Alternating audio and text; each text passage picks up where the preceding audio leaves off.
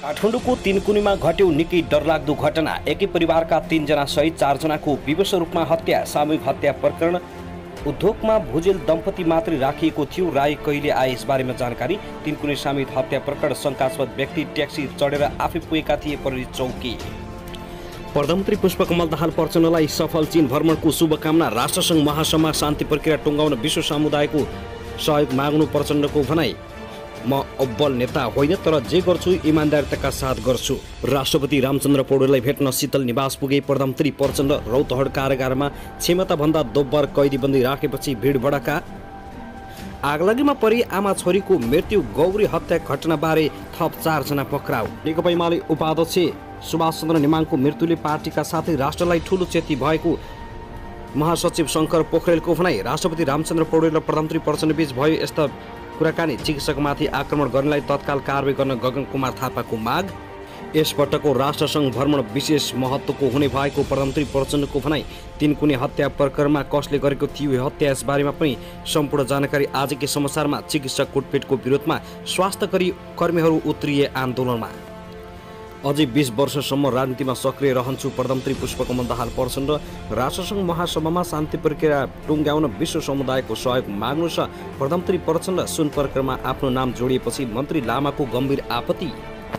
गृहमन्त्री नारायण काजी श्रेष्ठको एकपछि अर्को एक्सनले बालोटार जग्गा प्रकरणका नेताहरूको भागाभाग। प्रधानमन्त्री प्रचण्ड आज साँझ अमेरिका प्रस्थान गर्ने तयारी। डा बाबुराम भट्टराई आज भारत पुगे। प्रधानमन्त्रीको विदेश भ्रमण सम्झौताको थुप्रो कार्यान्वयन भने सबै फितलो। सरकारले संविधान दिवसमा विभूषण वितरण नगर्ने। एसियाली खेलकुदको क्रिकेटतर्फ सन्धि पनि अटाए। यी 15 खेलाडी सहभागी हुँदै। उता रौतहटमा छुरा परार गरी एक युवकको विवश रूपमा हत्या। सामान्य विषयमा हत्या श्रृङ्खला बढ्दै 1 वर्षमा 500 भन्दा बढीको हत्या। गुल्मी दरबार गाउँपालिकामा ऋषि पञ्चमीको बिदा। कुन प्रदेशमा कतिवटा निर्वाचन क्षेत्र खाली भए यसबारेमा जानकारी। उपनिर्वाचन कहिले हुँदैछ। निर्वाचन आयोगले गर्यो यस्तो घोषणा। पारिश्रमिक नदिने सञ्चार गृह विरुद्ध सङ्घर्ष अगाडि बढाउने महासङ्घको निर्णय। लुम्बिनी प्रदेश 30 मा सार्वजनिक बिदा दिइने र राप्रपाले गर्यो 2084 भित्री राज संस्था फकाउने घोषणा। करेन्ट न्युलन्डको ब्रान्ड एम्बेसडर केकी अधिकारी। असोज 3 गतेदेखि देशभरका शैक्षिक संस्था बन्द गर्ने शिक्षक महासङ्घको घोषणा। अब हेर्नुहोस् पूरा समाचार।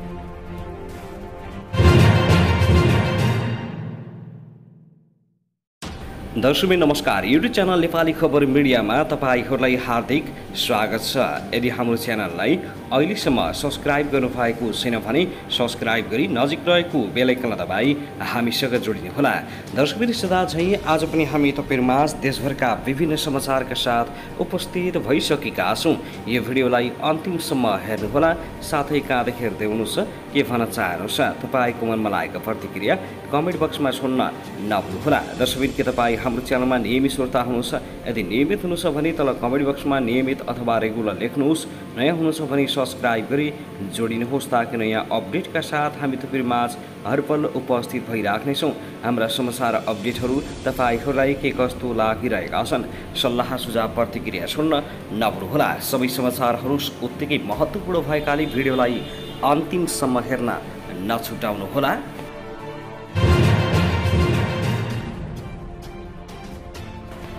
दर्शकबिन आउनुहोस् आजको पहिलो तथा विशेष खबरतर्फ लागौँ। प्रधानमन्त्री पुष्पकमल दाहाल प्रचण्डले राष्ट्रपति रामचन्द्र पौडेलसँग भेटवार्ता गरेका छन्। प्रधानमन्त्री प्रचण्डले अमेरिका भ्रमण सुरु गर्नु अघि राष्ट्रपति भवन शीतल निवासमा गएर राष्ट्रपति पौडेलसँग भेटवार्ता गरेका हुन्। भेटमा प्रधानमन्त्री प्रचण्डले अमेरिकाको न्युयोर्कमा हुने आसन्न संयुक्त राष्ट्रसङ्घको महासभामा आफ्नो सहभागिता र चीन भ्रमणका बारेमा जानकारी गराएको राष्ट्रपतिका प्रेस सल्लाहकार किरण पोखरेलले जानकारी दिए। प्रधानमन्त्री प्रचण्ड संयुक्त राष्ट्रसङ्घको 78औं महासभामा भाग लिन आज बेलुका न्युयोर्क प्रस्थान गर्नुहुने भएको छ। प्रधानमन्त्री प्रचण्डले आउँदो असोज 4 गते महासभालाई सम्बोधन गर्ने कार्यक्रम रहेको परराष्ट्र मन्त्रालयले जनाएको छ। यसअघि आउँदो असोज 2 गते अमेरिकी राष्ट्रपति जो बाइडेनले आयोजना गरेको स्वागत समारोहमा प्रधानमन्त्री प्रचण्ड सहभागी हुनेछन्। न्युयोर्कमा रहँदा प्रधानमन्त्री प्रचण्डले संयुक्त राष्ट्रसङ्घको दिगो विकास र जलवायु सम्बन्धी शिखर सम्मेलन लगायत कार्यक्रमलाई सम्बोधन गर्ने कार्यक्रम रहेको छ। उनले संयुक्त राष्ट्रसङ्घका महासचिव एन्टोनियो गुटरेससँग पनि भेटवार्ता गर्नुका साथै विभिन्न देशका आफ्ना समकक्षसँग पनि भेटवार्ता गर्ने मन्त्रालयले जनाएको छ। प्रधानमन्त्री नेतृत्वको मन्त्रीमण्डलमा उनकी छोरी गङ्गा दाहाल, परराष्ट्र मन्त्री एनपी साउद, परराष्ट्र सचिव भरतराज पौडेल र मन्त्रालयका अधिकारी हुनेछन्। उनी अमेरिकाबाटै चीन जाने कार्यक्रम रहेको छ। दर्शक महानुभाव, त्यसैगरी आउनुहोस् अब अर्को खबरतर्फ लागौँ। नेकपा एमालेका अध्यक्ष केपी शर्मा ओलीले त्रिभुवन विश्वविद्यालयका प्रोफेसरको ढाड भाँच्ने व्यक्तिको मुद्दा फिर्ता लिएर प्रोत्साहित गरेको बताएका छन्। आज शनिबार काठमाडौँमा भएको बालसँग बाल बालिका भन्ने कार्यक्रममा बोल्दै अध्यक्ष ओलीले सरकारले दण्डहीनतालाई प्रोत्साहन दिएका कारण अस्पतालमा डाक्टरहरू कोटिएको बताए। उनले भने, कसले खुकुरी प्रहार गर्यो, कसले प्रोफेसरलाई हान्यो, डाक्टरलाई कसले हान्यो, मान्छेको अनुहार हेरेर मुद्दा लिए पनि माफी दिने काम भएको छ। यस्तो खालको कुशासन सायद यसभन्दा पहिला थिएन होला।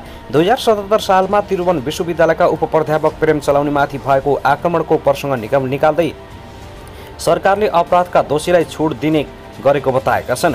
अध्यक्ष ओलीले कथा सुनाउँदै एकजना राजाको छोराले कुकुरको मासु खाएपछि पण्डितलाई त्यसबारेको सजाय हेर्न लगाउँदा पण्डितले काली कुत्तिम अति उत्तम भनेको प्रसङ्ग उल्लेख गर्दै आफ्नो पार्टीको मान्छे भएपछि प्रोफेसरको ढाड भाँचे पनि अति उत्तम, डाक्टर कोटे पनि अति उत्तम, ढुङ्गा हाने पनि अति उत्तम भन्ने शासन हुन्छ भन्दै प्रश्न गरेका छन्।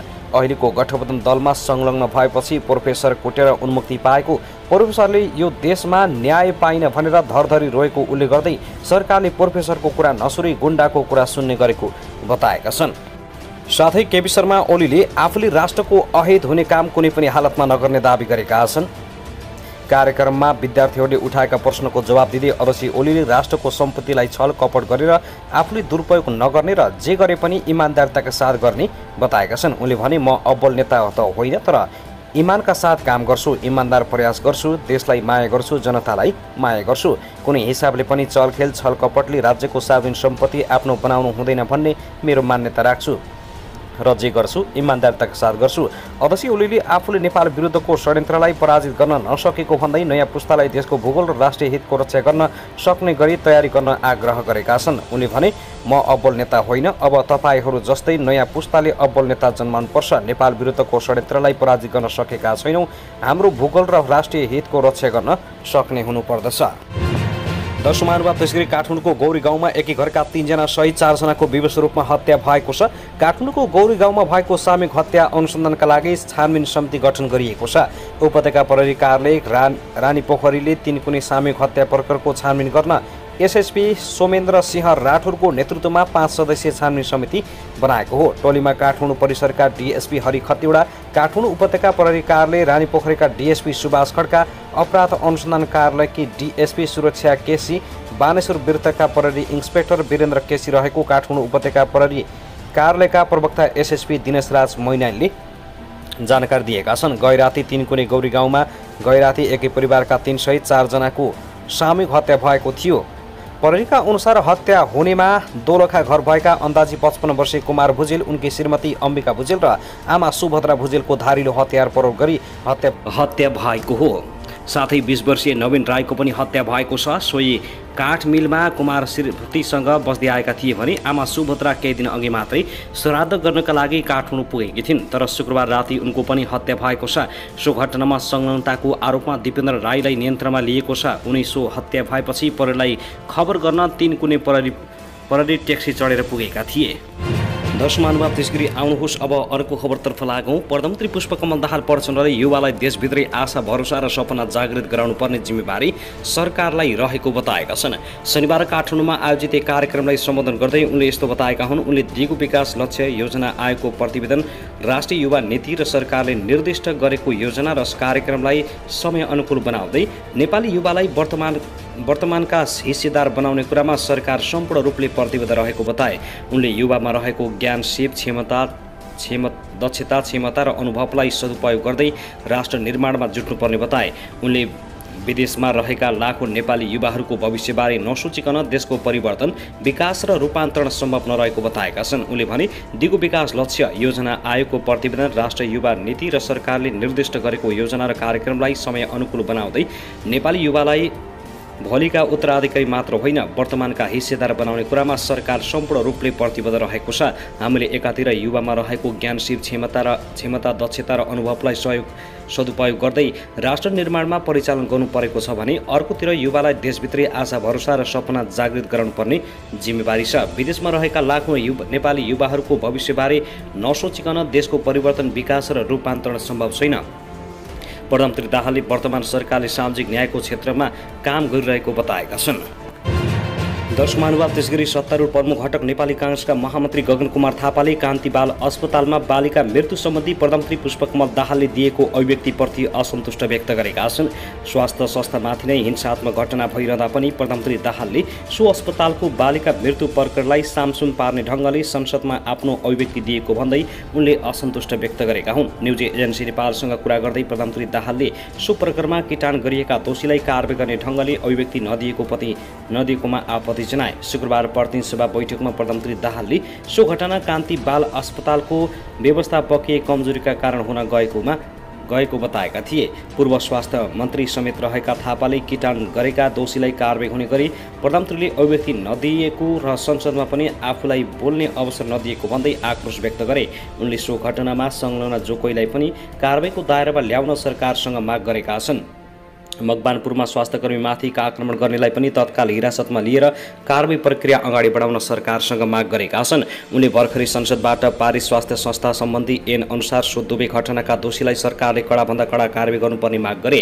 उनले नागरिकलाई स्वास्थ्य संस्थाप्रति विश्वस्त बनाउन र स्वास्थ्यकर्मीहरूलाई पनि आफ्नो सुरक्षाप्रति विश्वस्त गराउन पनि सरकारले मकवानपुर कान्ति बाल अस्पतालका घटनाका दोषीलाई तत्काल कारबाही हुनुपर्ने बताए। महामन्त्री थापाले आफ्नो पार्टीले सरकारलाई राम्रो काम गर्नका लागि दबाब दिइरहने पनि बताएका छन्।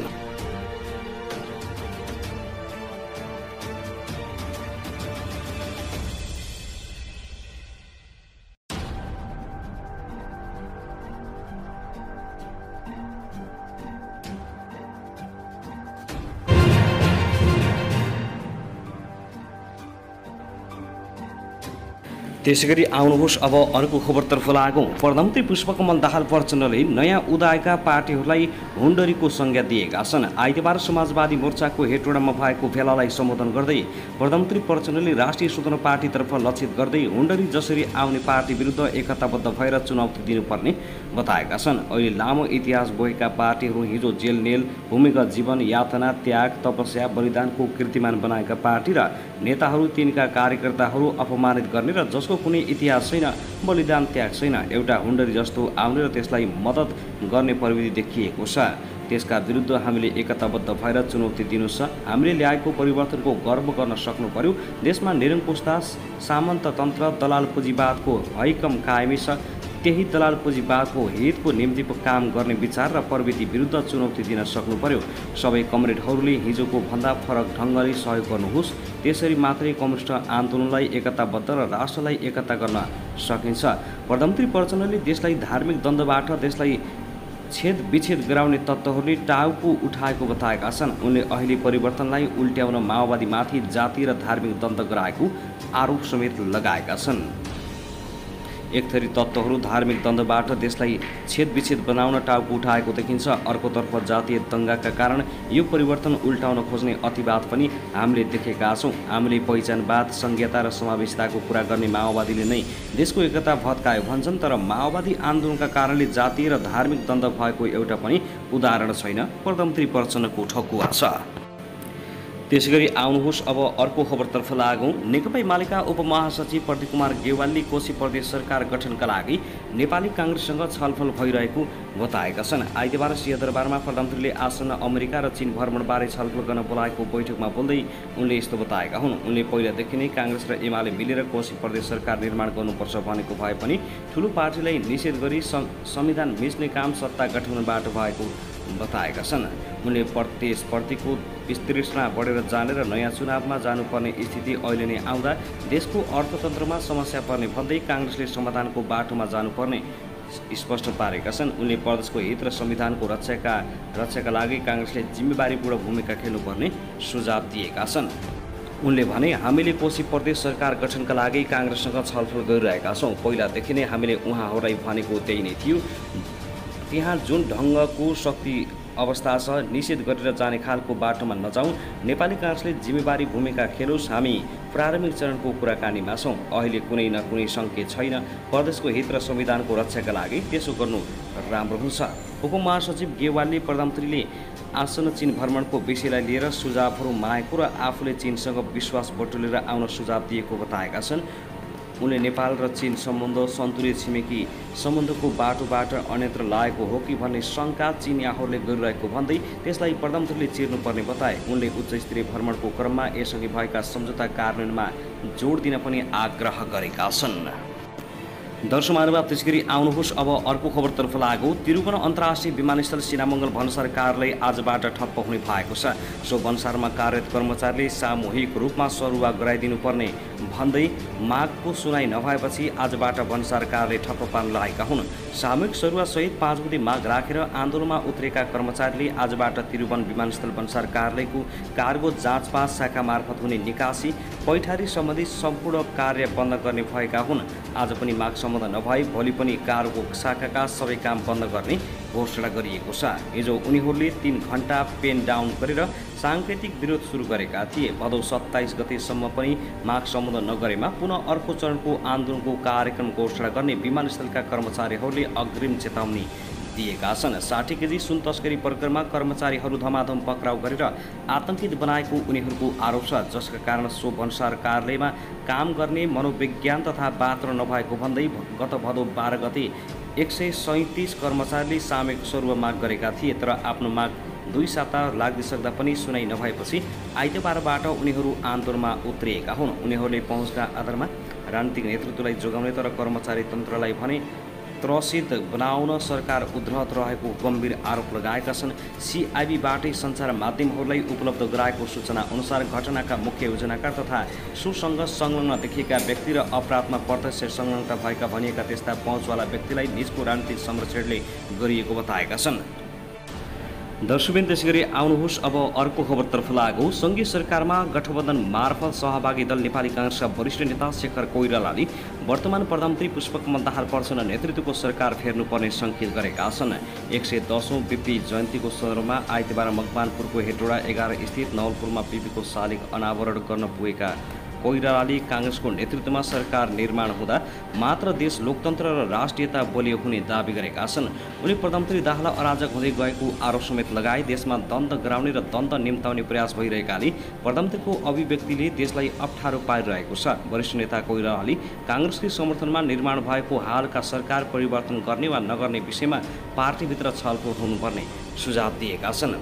हामी देशकै ठुलो दल हौँ, हाम्रो 90 सिट छ, यो सबै विषयलाई विचार गरेर अगाडि बढ्छौँ। यसैगरी सरकार सञ्चालन भएको खण्डमा देश अप्ठ्यारो स्थितिमा पुग्ने दावी गरे। उनले काङ्ग्रेस संसदीय दलका नेता शेरबहादुर देउवाकै नेतृत्वमा सरकार गठन हुनुपर्ने समेत दावी गरेका छन्। हाम्रो पार्टीमा संसदीय दलको नेता नै प्रधानमन्त्री हुने व्यवस्था रहेको छ। प्रधानमन्त्रीकै कारण धरान घटना भएको उनको टिप्पणी छ। प्रधानमन्त्रीज्यूले आदिवासी जनजातिको कार्यक्रममा हामीलाई भोट दिनुहोस्, हामी जातीय राज्य दिन्छौँ भनेर भन्नुभयो। सुर्खेतमा गएर 1-2 महिनाभित्र 1.5-2 लाख जना मानिस सडक उतार्छौँ भन्नुभयो। कोइरालाले देशको प्रधानमन्त्रीले सडकमा मानिस उतार्छौँ र जातीय राज्य बनाउँछौँ भन्दै हिँड्दा धरानमा घटना घट्न पुगेको दोहोऱ्याएका छन्। धरान धार्मिक लडाईँ नभएर जातीय द्वन्द्व भयो। उनले थपे, पार्टीभित्रको आन्तरिक समस्यालाई रूपान्तरणका रूपमा बुझ्न समेत उनले कार्यकर्तालाई निर्देशन दिएका छन्। काङ्ग्रेस लोकतान्त्रिक पार्टी हो, पार्टीभित्र असन्तुष्टि हुन्छ, हरेक पार्टीभित्र समस्या आउँछ, यसलाई चिर्दै हामी अगाडि बढ्ने हो। उनले भने अन्य पार्टीमा नेता र कार्यकर्ता बोल्न सक्दैनन्, हाम्रो पार्टीभित्र गुनासो र चित्त नबुझेको कुरा राख्न पाइन्छ, नेपाली काङ्ग्रेस फुट्दैन। उनले देशको अखण्डता र सार्वभौम सत्तालाई जोगाउने जिम्मेवारी काङ्ग्रेसकै काँधमा आएको बताए।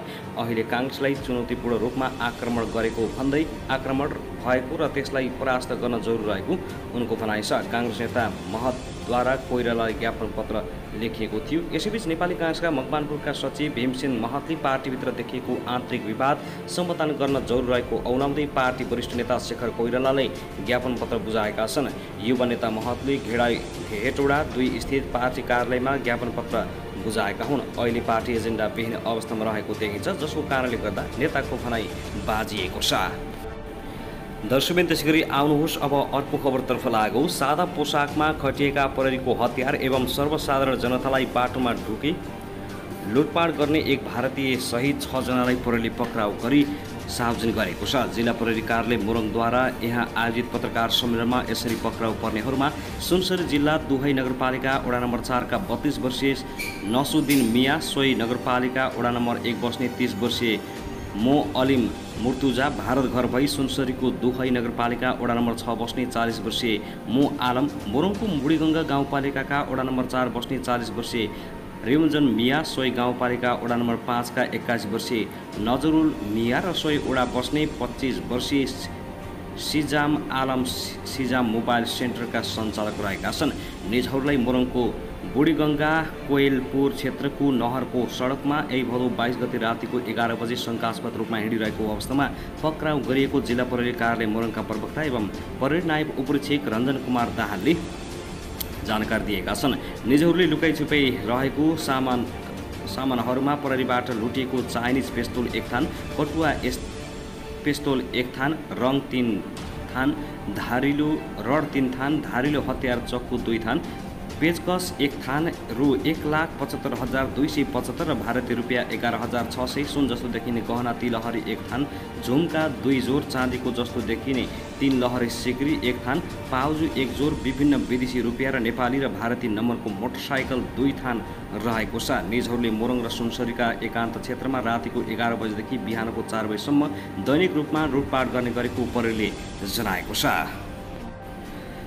दर्शकमानुभाव त्यसरी आउनुहोस् अब अर्को खबरतर्फ लागौँ। अप्ठ्यारो संसदीय अङ्कगणितका कारण अराजनैतिक चलखेल र बलमिच्याईको श्रीलङ्का चलिरहेको कोशी प्रदेशले 9 महिनामा चौथो सरकार पाएको छ। काङ्ग्रेस माओवादी केन्द्र गठबन्धनले असंवैधानिक रूपमा गठन गरेको र विश्वासको मत लिएको उद्धव थापा नेतृत्वको सरकार सर्वोच्च अदालतले 2 पटक बर्खास्त गरिदिएको छ। 21 भदौमा सर्वोच्च अदालतले संविधानको धारा 168 3 बमोजिम सरकार बनाउन परमादेश दिएपछि प्रदेश सभाको सबैभन्दा ठूलो दल नेकपा एमालेका संसदीय दलका नेता हिक्मत कार्की दोस्रो पटक मुख्यमन्त्री बनेका छन्। उनले 22 भदौमा मुख्यमन्त्रीको पद शपथ ग्रहण गरे। सत्ता र प्रतिपक्ष दुवैतर्फ सहज बहुमत नहुँदा कार्कीलाई पनि विश्वासको मत लिएर सरकार टिकाउन मुस्किल छ, जसका कारण राजनीतिक अस्थिरताको केन्द्र बनेको छ कोशी प्रदेश। 93 सदस्यीय प्रदेश सभामा नेकपा एमाले 40 सिटका साथ सबैभन्दा ठूलो दल हो।